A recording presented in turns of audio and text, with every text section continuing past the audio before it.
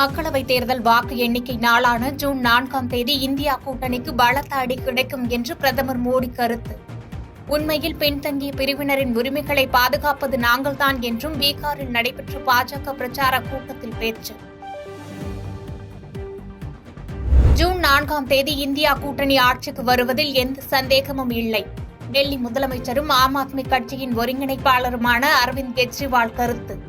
நாடாளுமன்ற தேர்தலின் ஒவ்வொரு கட்டம் முடிவடையும் போது மோடி அரசாங்கம் வெளியேறி வருவதாகவும் பேச்சு. ஒடிசாவில் நவீன் பட்நாயக் 25 ஆண்டுகால ஆட்சியில் சுகாதாரம், கல்வி, உள்கட்டமைப்பு என அனைத்தும் தடம் புரண்டுள்ளன. புரி நகரில் நடைபெற்ற தேர்தல் பிரச்சார பொதுக்கூட்டத்தில் உள்துறை அமைச்சர் அமித்ஷா குற்றச்சாட்டு.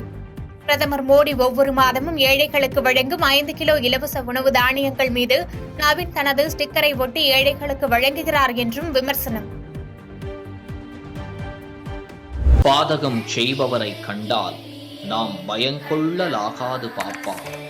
மோதி மிதித்து விடு பாப்பா, அவர் முகத்தில் உமிழ்ந்து விடு பாப்பா. அண்மை செய்திகளை உடனுக்குடன் தெரிந்து கொள்ள இணைந்திருங்கள் எம் நாடு தொலைக்காட்சியுடன்.